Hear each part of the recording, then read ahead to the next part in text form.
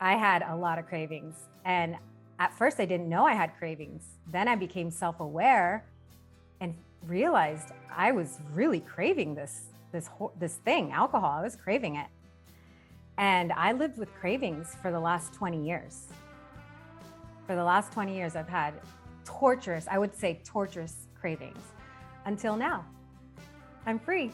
All right. Welcome, everybody. I am here today with Samara. It's so good to have you here. Samara is a TSM success story and just an amazing person. Like, we've connected a little bit online. This is my first time meeting you face to face, and I'm just like so excited to be able to share your story with the Sinclair Method and share with everyone also what you've been up to, because as I understand it, your Sinclair Method journey wasn't a perfect one. There were definitely challenges that came along with it. So I think you Ups have and downs. yeah, yes. Like with most people, I think we jump into this thinking, oh, this is just going to be a quick fix, but oftentimes it's not. So just thank you so much, Samara, for taking time to chat with me and share your story with us. Thank you. Thank you so much for having me. I've been looking forward to this interview for weeks now. And in the spirit of Thanksgiving, because we're right here at Thanksgiving, I just want to thank you and honor you. I have a lot of gratitude for everything that you do and all the work that you've done the last few years on in this whole industry. Well, it's not an industry, but it's a realm, I don't know, the TSM realm. And you've just been such an integral part of my healing. So I just want to thank you for everything that you've done. Oh, my true pleasure and my true joy. And I'm really excited for you too, because I think, you're feeling convicted in your own heart to kind of take TSM to a different level and help people with TSM through your own story and experiences. And so we'll dive into that a little bit later. First, I wanted to ask, can we just start at the beginning and have you give us a bit of an understanding of, what brought you to the Sinclair Method and, what was your relationship to alcohol like before TSM? Yeah, that's such a good question. So I started drinking pretty early, around 17, 18. I started using drugs and alcohol, and it was to numb pain from being a survivor of domestic violence and emotional abuse at the hands of my father growing up. And so I just, immediately went into that lifestyle. I was trying to escape bad feelings about myself and trying to escape the memory, everything. So you know how that goes. I didn't know that I was trying to escape my life. I learned that years later, I did this work and figured out that, oh, that's why I started drinking. That's a very good tip that I have, is to figure out why you start drinking in the first place. Some people, it's a habit. Other people, I don't know, whatever their experience was growing up, may lead to them having real negative thoughts and stuff. So that was my story. And then I ended up, so for about 7 years, I used and I drank recreationally. And then at about 28, 27 years old, I started realizing that I needed help, I think, at that point.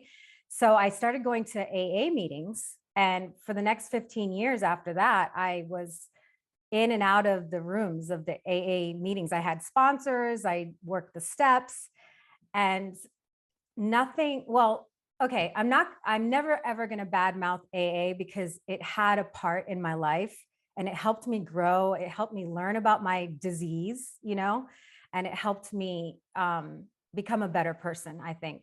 And especially it helped with awareness of everything. But it did not help with my cravings.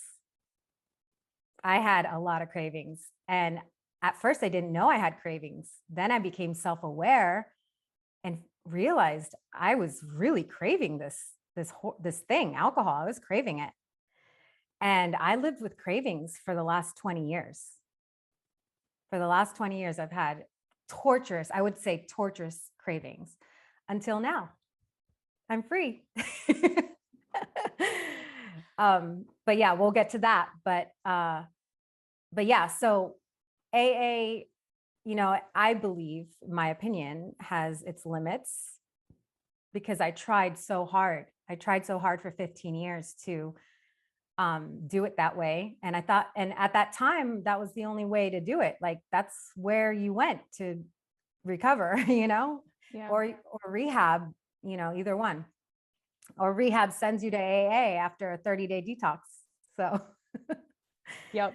Can I ask real quick just to clarify? So you were in and out of AA for 15 years. Were you sober on and off during that time, or what was oh your yeah, drinking like? yeah, I was sober on and off. I would have abstinence for a while, and then I would collect some chips under my belt, and then I would just fall off the wagon because cravings would end up getting the better of me. And but I never made it to like a whole year. I remember I had these goals. I always had these goals. Oh, I need to be 2 years sober and then I'll be free, I thought. But I never quite made it to a whole year. I would always end up drinking within that year, and I kept beating myself up over this. Like for years, I beat myself up that I couldn't get a hold of this, that I couldn't control myself around alcohol. And it wasn't until TSM where I learned the science behind what's happening in the brain and what's happening with the addicted brain. And now it all makes sense. And I have peace because I've reversed the addiction in the brain. So when did you get started on the Sinclair method? Yeah. So what happened was, okay, so flashback to 2018, Claudia, my mom actually found the TED Talk for Claudia Christian, right? So the TED Talk, I watched it several times. I was intrigued. I got the book. I read the book.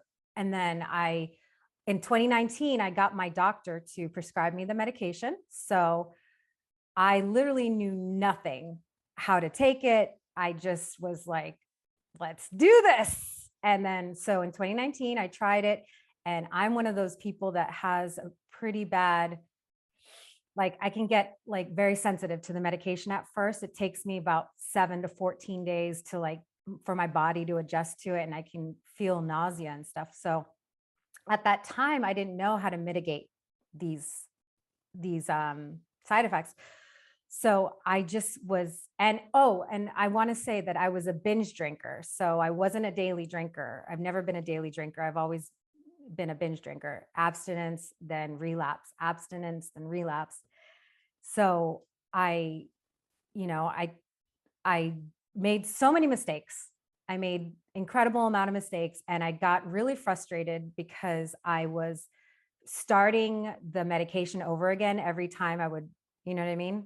Like I was getting the side effects again. And so I basically quit. I quit too soon in 2019. And I made all kinds of excuses for my drinking. Oh, I need it to relax. I need it for this. I need it, I was in that phase of excuse making. And I just didn't want to take responsibility, I think. So I quit, and I went straight back to drinking without the medication. Although I still had the medication, I just put it aside. So all of 2020, I was drinking, and I even used a couple times during that time. So yeah, needless to say, my life was right back to hell. And I was like, I literally, like, I'm a Christian, so I rely on my faith and God, and I feel like I have a pretty good relationship with God, and I literally cried out to God, and I was like, what do I do? Like, I'm stuck in this career. I was in this other career that it's in the auto show industry, and where you like present cars at auto shows. Oh wow, yeah. That is cool.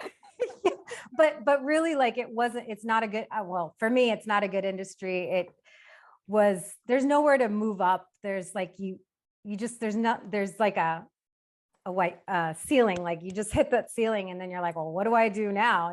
Like I've been doing this already, and I needed something. I needed purpose. I needed purpose in my life. I didn't know that at the time. But anyway, so I cried out to God, and I was like, I'm stuck in this job. I don't know. I'm still drinking. I can't get rid of this drinking. What do I do? And I literally heard a still small voice tell me, try TSM again. Like, I swear I heard it. Like, it was like a little nudge. It was like, try it again. Try it again.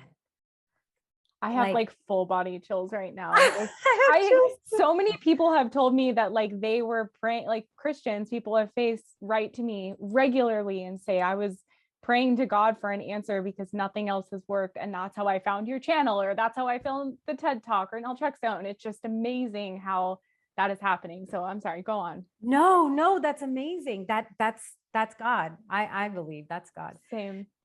So yeah. So this time I approached TSM differently, and I kind of created my own protocol around it. And it's basically, I call it Purposeful TSM because I was extremely purposeful in it. I literally purchased the alcohol ahead of time and kept it in my room so that I could basically, at any time that I craved during those months. Oh, yeah. So that's the other thing. I like allotted some time to this TSM method that I was going to do. And I put all my focus into that. I didn't want to do anything with any other part of my life. I was like laser focused on the Sinclair method in my life. And I logged, I journaled, I worked on myself, I did inner healing.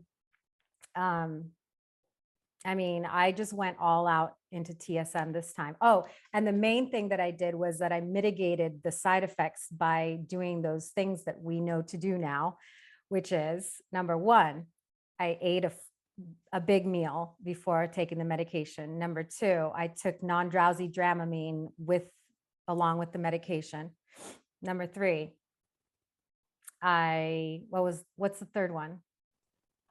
Hydrated. Oh, I cut the pill in half the first 2 weeks, basically, until my body got adjusted nicely. And then after that, once my body was adjusted to the medication, I didn't even have to eat too much with the medication.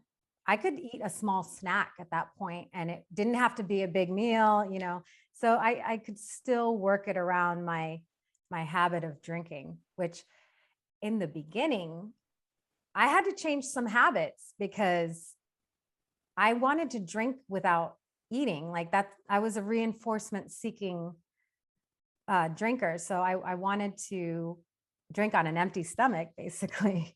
That's such a common hurdle. We're like, it's not working. I'm like, well, are you eating? Oh no, I'm drinking. I haven't eaten yet today and I'm drinking my first drink. It's like, okay, step one.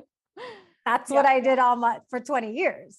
So how did you change that habit? Because I think it's tricky for people, right? Because it's like, you want that buzz and you're used to that feeling of alcohol on an empty stomach. How did you even start changing that habit? Well, the first time around in 2019 on my TSM journey, I didn't know about that. So I didn't change the habit and I failed. The second time around, I knew that I had to eat a big meal before I drank. And I made a decision and I got rid of all the excuses. And I just made a decision that I was going to change that habit. And that's what led to my healing. That's one of the things that led to my healing. Yeah, I think it was Tony Robbins or someone said, maybe multiple people have said that, like, it's never any like one big event that changes our life, but it's these like tiny little decisions we make every single day that put us on a path this way or that way. And so that might seem like an insignificant thing, right? Like, oh, I ate or not, but that is the one decision that influenced many others, it sounds like. So that's really fascinating. Yeah, exactly. Exactly what you said. It was many small decisions that were the right decisions that led me to my healing. Yeah. So. I want to go back a little bit to your first time on TSM, because you're someone who the first time around it didn't work and you stopped doing it and kind of fell back on your old habits. You mentioned that, you were a binge style drinker. So can you tell us a little bit about what that binge pattern looked like for you. Was it like every week or every month? How often you were binge drinking, and the challenges you had with the medication because of that fact? Yeah, for sure. I my binge drinking was, sometimes it was, most of the time it was every week, and sometimes it was every 2 weeks or every 3 weeks. I mean, it just depends. I was I just wasn't a daily drinker. I just didn't have a habit of being a daily drinker where I always had the same glass of wine at the same, sitting on the same side of the couch, watching the same show. Like, that wasn't me. I was just more of a, let's see where the wind takes me today, kind of Yeah. person. Where can I, but, alcohol, took up a huge, took up every space in my brain. From the moment I woke up in the morning, I was trying to plan, where was I going to get my next drink? Who was I going to hang out with, where there would be alcohol there? I mean, I wasn't fully aware of that in the beginning, but now, having done all of the self-awareness work and mindfulness work, I see that now, that part of the addiction. But what was the question? Oh, about with the side effects for the medication. Yeah, so that's what completely frustrated me the first time around on TSM, was that I was a binge drinker and that I couldn't get my body adjusted to the medication in time for the next time I drank, so that it was constantly like I was restarting the medication, and I didn't know what to do. I felt like I was like basically I was like, well, this medication, this is not working for me. This method's not going to work for me. I'm a binge drinker. I'm a binge drinker. And so I'm not taking the medication every day. So, I'm just going to be sick, so I made excuses, and I talked my way out of it. And I stopped doing it. I did see some preliminary success on TSM that time in 2019. I saw my drinking went down. I was having less cravings. I was still having some cravings, but it was less. But I guess I didn't give it the time that it needs. It needs a time. Like, I feel like there's a beginning and there's an end on TSM, at least for me. I don't, and then we can talk about this later, but I don't need to take the medication hardly ever anymore, because I don't drink hardly. I mean, I'll have like a glass of wine a month, and I do it compliantly, but I know how to take the medication now, so that I don't get that. I don't feel nausea. I take it on a full stomach. I take it with non-drowsy Dramamine, and I don't get any side effects. So I take it, and I even will take it with one glass of wine. I know, but I want to be protected. I don't want to go back to where I was.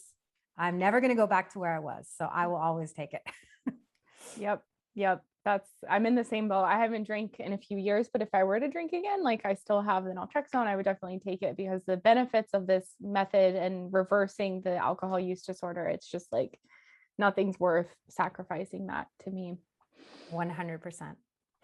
So I want to ask you, because I think it happens with people who get on this method and they may feel ready and genuinely want to make this change, but like what happened with you, it's like, it's really easy to quote unquote make excuses or kind of fall back on our old habits or patterns, or feel like we really need alcohol, like you were saying earlier. It's like, oh, I need it for this or for that. So can you talk about how you kind of I guess got the right mindset to kind of recommit to this method and put the excuses and things aside? Like, what changed for you? Because I just see people kind of getting stuck in that cycle where they'll be compliant and then they'll stop, or they'll be partly compliant, or they just won't do the things that they know they need to do to set themselves up for success, but they just kind of don't do them.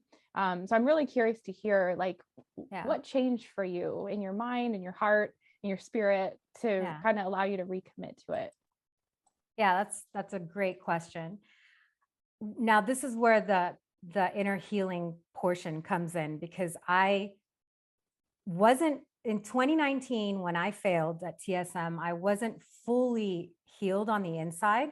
I needed some more forgiveness work to do, even just forgiving myself, because all those years of drinking, you carry around a lot of guilt and shame for your behavior. And like, I noticed for myself, I had so much guilt and shame that I needed to release. So I did a lot of that healing work, and I noticed a big like weight lifted off of me, and I was able to see a little bit differently about my future at that point.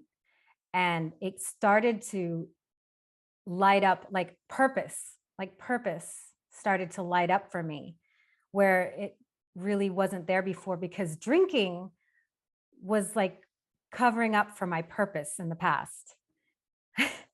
Like it was my purpose, kind of like I was looking forward to drinking every day, like whenever I could drink, that was what I was looking forward to. And I really didn't have meaning in life. And so that is the second part of the story of healing, which is, as I was like in the middle of so I did the second time around TSM, I did it for 5 months, and I fully focused on TSM for 5 months. And during that time, about like halfway through, I had started implementing other hobbies and other things that I wanted to do with my time rather than drinking, or looking forward to my next drink, right? Because a binge drinker looks forward to the weekend when they're going to drink, but they think about drinking all week long.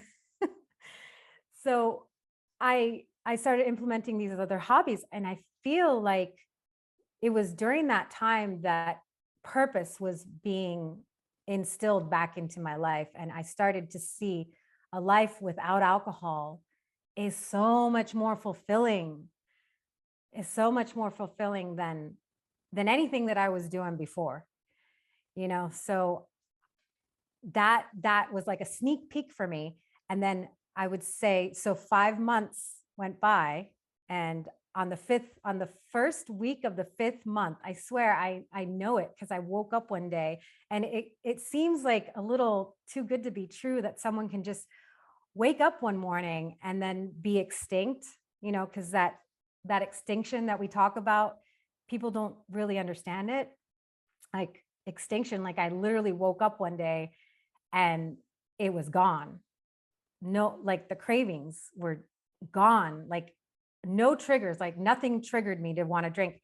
Nothing, alcohol didn't stand out to me in my mind. I could watch a movie, and I used to watch movies, and if people were drinking, that was it. I had to go get my bottle of wine to drink, right?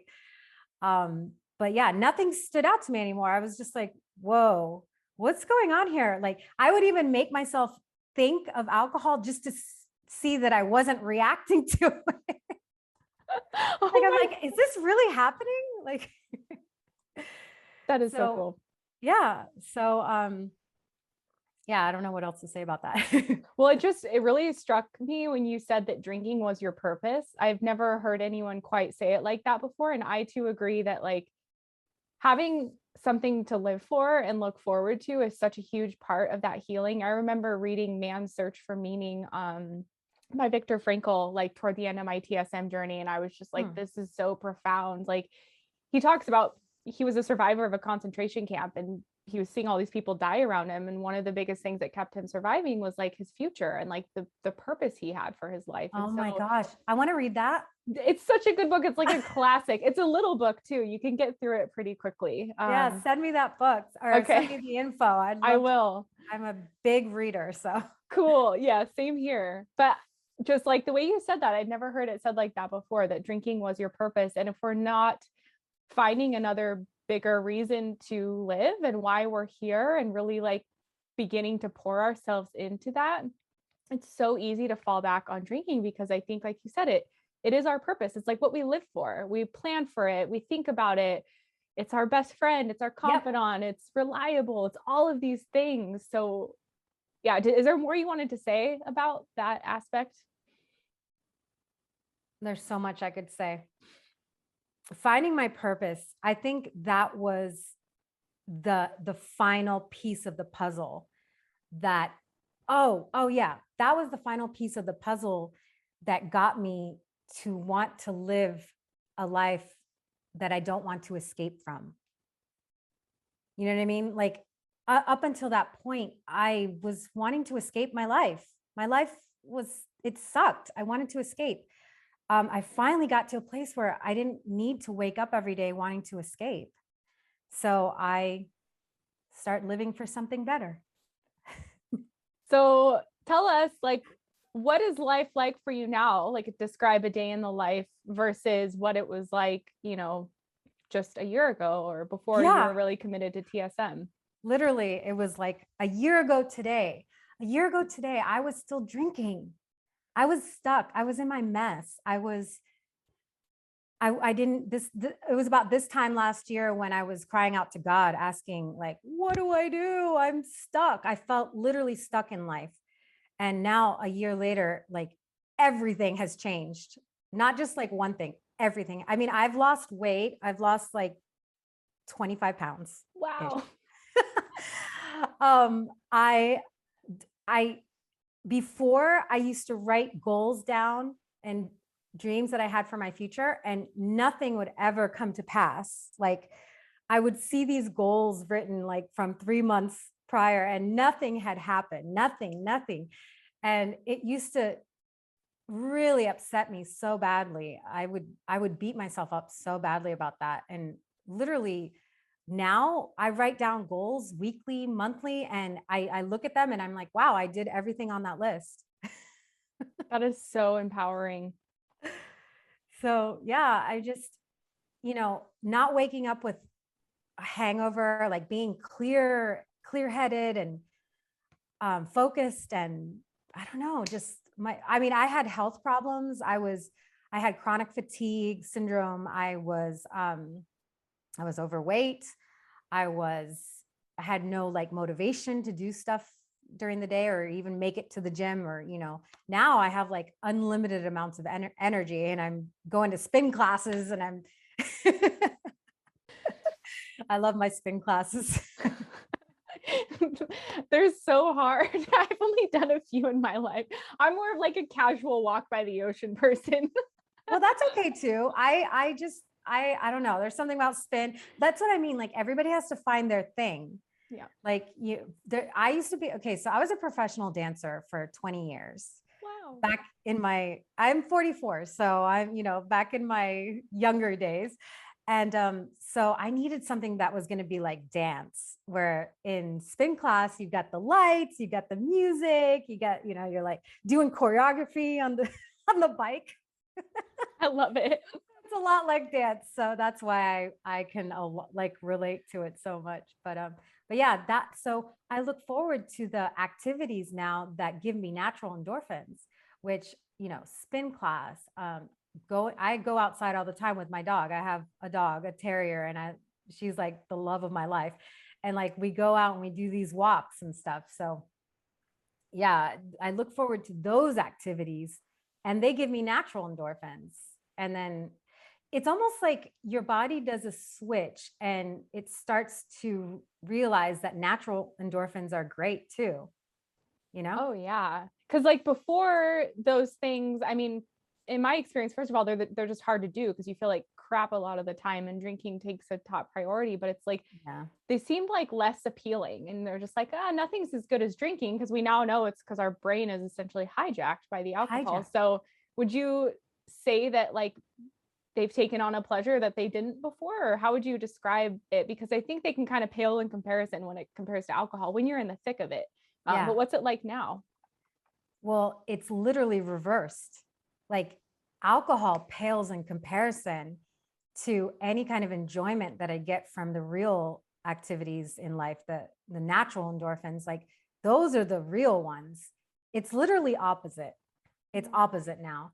Like I enjoy that glass of wine once a month, but it's not the kind, I don't enjoy it the same way I used to.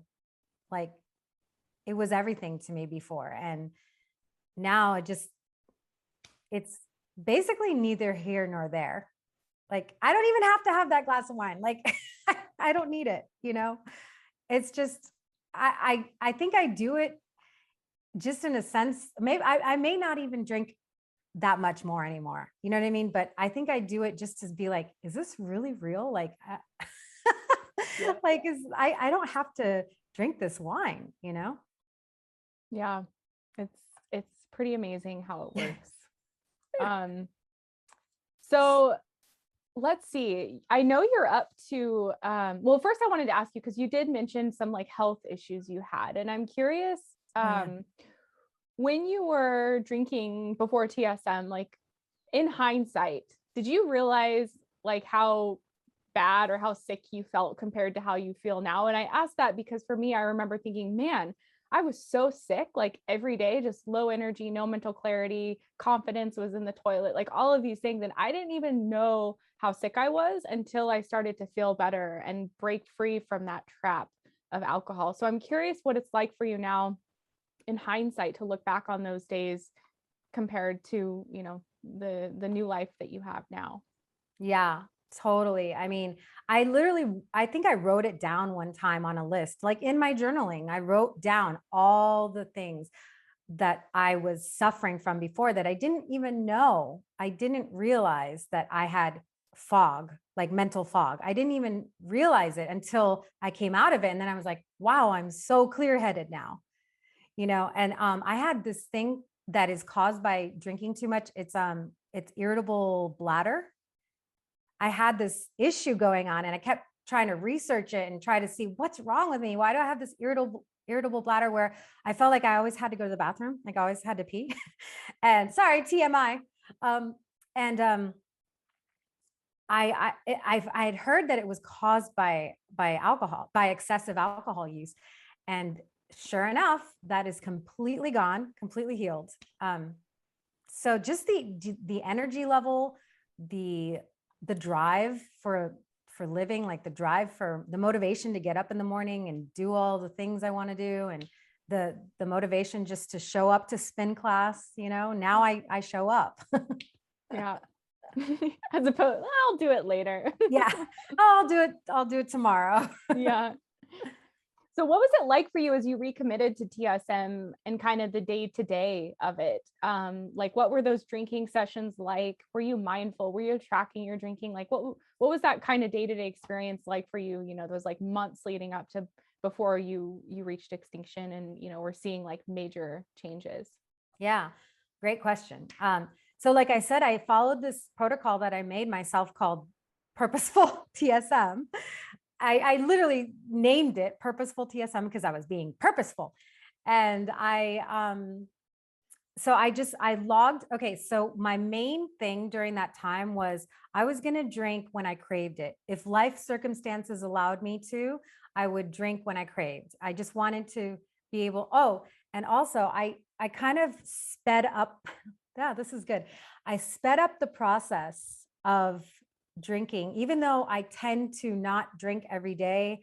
And I tend to, well, back then I tended not to drink every day. I sped up the process. I bought some like beers and some wine, and I kept them in my home, and I just drank when I craved. And I just kind of did it more. Maybe tried to do it more often. Like, have you ever heard of that? Having extinction sessions, kind of like ushering them a little bit more, like doing them more often. Yeah, right? definitely. Because I wanted to get it over with. I had done it once before. This is my second time around. I was like, okay, I know what I'm doing now. I can do this. I had a goal in sight. I had a goal. I was going to get healed. I was going to get better. And I was working toward that goal every day. And I wasn't logging perfectly, to be honest. Like it was very organic. Like I did journal and I did log weekly because I felt it was good for me to learn that my drinking was going down, right? Throughout the weeks. But I wasn't really logging every day. Sometimes I would forget, it was organic. I did the best I could. And the main thing was journaling, because journaling helped reveal all those things that were inside of me that I need to be aware of, just all the healing, all the forgiveness stuff, and I really do recommend journaling because that brought out a lot of stuff that I need to deal with. And then God would be able to deal with that stuff for me. So, but yeah, so I just, again, purposeful TSM. I followed it. And you know what, to be honest, like, I'm going to be very honest here. I messed up a couple times. I didn't have my pill on me. I was right in the middle of the journey. And I ended up drinking non-compliantly, but luckily, luckily I made it through. I realized that was like a real bad mistake. And I was like, okay, I'm not going to do that again. And then, I did cut myself off those 2 times that happened. I didn't drink a lot that night. So I made sure I cut off like at 2 glasses, So, I don't recommend that, but we're not perfect. We're not perfect. And I messed up and I didn't have my pill with me and I was out, so, things happen. But anyways, I'm here now. And I made sure that one thing that really helped me during that time is I learned about how much I used to beat myself up about things, just everything in life. I especially concerning around drinking, I would beat myself up. So those 2 times were learning lessons for me, that this time around I was going to have compassion on myself and I was going to love myself through this, and I wasn't going to beat myself up, and then I would just get it right the next time. So that's such an important mindset, because we can be in that habit of just beating ourselves up for any tiny mistake. And for me, I felt like TSM was my invitation to kind of be kind for myself and not beat myself up for doing something which felt so natural, which is to drink something that I was like obsessively thinking about and craving. And so it was this like very gentle process. And through being able to surrender to the urge and allow myself to drink, and yes, I would mess up or overdrink or whatever, but and I always tell that with my clients too. It's like, how can we view it as a learning opportunity as opposed to like, oh, I screwed up last night. It's like, sure, that was a mistake, but like, those are oftentimes the biggest opportunities to learn from and think, okay, what can I do better next time? So the fact that you went through those experiences of trying it and then not committing to it and then recommitting to it and still making mistakes, like not complying, I mean, that's a really valuable experience that you've had. And now I understand you're going to be a Sinclair Method coach, which that's going to be something you'll be able to help others through as well. So do you want to talk a little bit about where you're at with your TSM coaching and what's going on with that? oh my gosh, yes, absolutely.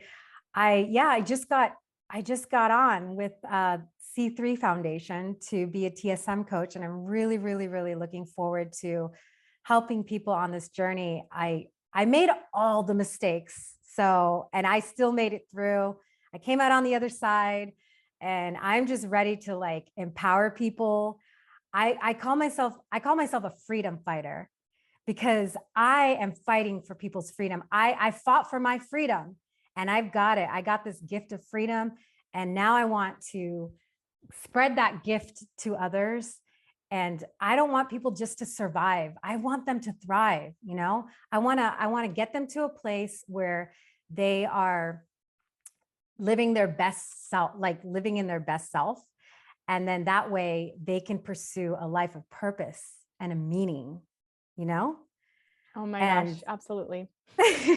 like, that they can, I want them to thrive all the way. And so I just feel like God has put this mission in my heart to help others. And this is probably the first step in being a TSM coach on the C3 website. I think, let's see where this leads. And I don't know, I have a lot of vision for the future. I'm also writing a book about my story, and I'm hoping that can help. That's actually bringing a lot of healing. Actually, writing this book is bringing up so much stuff about my past. And like, I keep having this thought, like, what was it all for? Like, I went through all of this abuse, domestic violence, then 27 years of drinking, and doing substances as well. And at one point I even had a dual addiction with food. Like, I was like a binge eater. So like, I've gone through it all. And if I'm completely free on the other side, happy and whole, what was it all for? I have to share this with people so that they can see that there is freedom on the other side. So, Oh my gosh, yes. I know. I look back too, because it's so easy to have those regrets of like, man, why did I do that to myself for this many years? But if you can have purpose behind it, and I think that, yes, you've been put on this path to be a leader in the TSM realm and help others. And, we're all kind of, with Claudia being like the crusader of all of this, yeah. and we're just like bringing this forward for other people, because I'm sure you see it too. Every day people are like, why didn't I know about this before? Why haven't we heard about it? How do we spread the word? And it's like, we're all doing that like one by one, and hopefully it will reach this tipping point one day soon. And I love your vision that you have for one day. What was the vision? It was like, to eradicate alcoholism from the earth. It's bold. I feel like I can see like with now that we know about these medical options that we have to change the brain, and then we coaches can help people shift their mindset. And then I feel like it's a real like thing. Like, I think it could happen. I think so too. Yeah. I mean, it's bold, but like with TSM being the solution out there, and who knows what other methodologies can come about, maybe even something better than TSM, which is hard to imagine. But if everyone in the world knew of TSM like they know of AA, it's just like, I would be so curious to see, I would imagine that our alcohol problems would dramatically decrease. Yeah. Yeah. 100%. One thing I wanted to mention before we end, and this is something that goes back to the ADE phenomenon, which is alcohol deprivation effect, which is something that I had to learn about. The reason why I kept going back, I didn't understand why for all those years I could go almost a whole year sober, and then all of a sudden I just fall off and be drinking again. Like, I didn't understand why that was happening. And now with the knowledge of ADE, which is basically, it's this phenomenon where you can help me. You can help me. You explain it. Well, it's called the alcohol deprivation effect. And it's what David Sinclair, who discovered the Sinclair method, as he was doing research on rats that were already predisposed to alcohol addiction. They'd already become addicted to alcohol. They were feeding the rats alcohol, and then they took it away from them for a period of time. And then when they reintroduced the alcohol to the rats that were dependent on it, they binge drank it at a rate 15 times more than what they were drinking previously. So it just proved that there is essentially this deprivation effect, that if you are deprived of something you're dependent on, like alcohol, your craving is kicking into high gear. And once you're reintroduced to it, you will likely binge on it, which is why oftentimes people that go through cycles like you of like abstinence binge, is like, it keeps getting a little worse every time you go back to it, or the binge is a little worse. And then it's just this perpetual cycle of craving and binging. And craving is like the number one reason why people relapse. And we now know it's because of this alcohol deprivation effect. Just because you're sober for a year or 2 years, brain scans show that your brain is still lighting up at the sight of alcohol. It's still craving that alcohol even 2 years later. So it's like, yes, on the outside they're sober, but we're not fixing what's going on up here, which is like, is that talked about in AA, by the way? Sorry, I'm just like bouncing around, but I know you want to make a point. This is so good. This is exactly, you said it. You said what I wanted to say. That it's not talked about in AA. In fact, in the book, it says something like, if you follow this program, if you work the program, you won't have cravings anymore or something. But it's not scientific. And now the science has come out. Now we know this now, but AA hasn't caught up yet with this science. Yeah.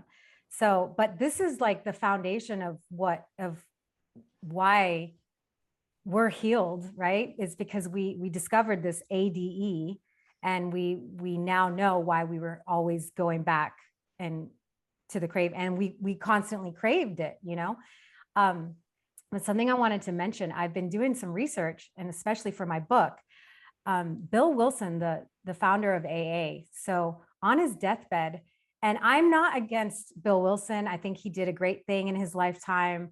I feel bad that that he didn't have these options when he was in his lifetime. But on his deathbed, and this is per the nurse's notes, he was demanding whiskey on his deathbed. Yeah. So his wife and the nurses would not, they refused to give it to him. He was begging for it, and then he was demanding it, and then he was like angry, wanting it. And they said no, they wouldn't give it to him. But that that breaks my heart, because he was white knuckling it for years. I don't know how long he was sober, like 50 years, 60 years, he was white knuckling it. And that story, I just want to use it as an example, because we don't have to live that way. We don't have to white knuckle it anymore. In AA, I was white knuckling it. They didn't call it that, but that's what it is. It's white knuckling. And I have a better life now. I'm free. I'm totally free, and so we have this option for us now. And if it takes this medication, naltrexone, or if it takes another type of medication, which does basically the same thing, like nalmefene, or there's other ones coming out now that can do, they're those anti-craving medications. So if it takes something like that to help heal your brain of the addiction, and then it takes you doing that inner work to get yourself to live a life of purpose and meaning outside of alcohol, that is the winning ticket right there. Oh my gosh. Yes, it's so true, because I see people a lot where they get on TSM and they see progress, just like you did your first time around. You were seeing these positive changes, but when we're not coupling it with that inner work that's addressing, the larger aspects of life, like our purpose and our health and our mindset and our emotional state and healing and all of these things, they'll just continue to drink out of habit, or they won't comply completely with the method. I've known people who've been on it for more than a year and they're still drinking every single day because there's nothing else outside of their relationship with alcohol. And I love, like you said, again, like alcohol and drinking, it was my purpose. It's like that we need to gradually shift our purpose into other things. And that's a little bit terrifying. Like it is. It's not an easy process, right? It's terrifying. Yeah. So I was working with someone, and you know what, in the beginning, like, I don't even mention purpose, because it's too terrifying to even think about that, because the habit has been ingrained for so many years that alcohol is the best friend. Alcohol is what you turn to for every life answer, right? So I don't even mention purpose. Purpose is discovered naturally through the awakening of the soul, I would say, through the TSM process. Once you start switching your habits gradually, and that's why I love this process so much. It's because it's so gentle. It's so gentle. You don't have to go straight to abstinence. You know what I mean? Like, you just gradually start moving away from alcohol being the center of your life. And then you can start opening up your heart to more meaningful things. And that's basically all it is. And it's gentle. And I love it. Yes. No, same. It's such a gentle process. And it's like this unfolding and like inner reconnection to yourself. And that's not the best way to say it, but I just felt like alcohol was always disconnecting me from my heart and my heart's true desires and my soul. Totally. And so kind of to rediscover that and reconnect with yourself on a way that you have never done before and care for yourself. I felt for me, I had to reparent myself, like learn how to do basic things just to, get out of this habit of self-destruction, which was my relationship with alcohol and everything else in life at that time. But it's this natural discovery process, which is really beautiful. And to put it all out there, like on day one, it's a little like, whoa, okay, not, it's a little much, but yeah. But that's why TSM works. And I'm going to champion this cause until my dying day. Good. Well, I'm excited for that. And maybe I'll have you back on again to kind of give an update on where you are in 6 months or a year with your coaching or your book or anything else that you're doing. Cause I'm just like in full support of everything that you're doing and want to help you spread the word in whatever way that you can. I would love that. I would so love that. Thank you so much for having me again. Like, this has been so amazing. And I had goosebumps several times in our conversation. I just really, really thank you again for all that you do. It's because of you. You and Claudia are the two reasons that I mean, there's so many reasons, but you guys had such a main part in it that I'm healed and whole. I'm healed and I'm whole today. No, I love that. And I know I like if it weren't for Claudia's TEDx talk, like it's now had over 3 million views. I saw the other day. I'm like, think of all the people it's reaching. And I don't think I would be here today if it weren't for that. So like I think we're all just kind of passing the torch forward and doing what we can to spread the word. Cause like that's the question I get every day. How do we spread the word? How do we make people more aware of this? Because they're just amazed at the results they're seeing. Yeah, that's so good. Yeah, I think just we continue to do what we're doing. This is Yeah. this right here, talking about it. Exactly. So before we wrap up, is there anything else you wanted to say to people watching? Like any last minute tips or thoughts or insights or advice you just want to leave people with? Watch this. I'm just kidding. You're like, I already did. Now what? Watch it again. Okay.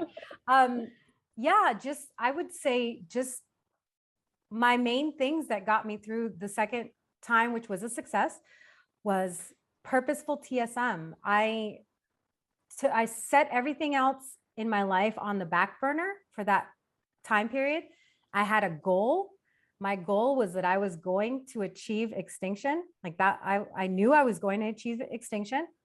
And I set out those 5 months to achieve that goal. And I did everything in my power it was my main priority. I mean, my priority was TSM. Like I even would write it on my daily calendar, TSM. Like I just like that. I put everything else on the back burner, even like weight loss. Cause I was overweight and that was annoying me too, but I felt like everything else had to be on the back burner and I just was fully focused on TSM and it worked. That's awesome. I think that's great advice because sometimes people come to this and they're like, oh yeah, like you said, I want to lose weight or I want to exercise. And it's like, let's focus on one thing and master that. And then the other things will come. So that's great advice.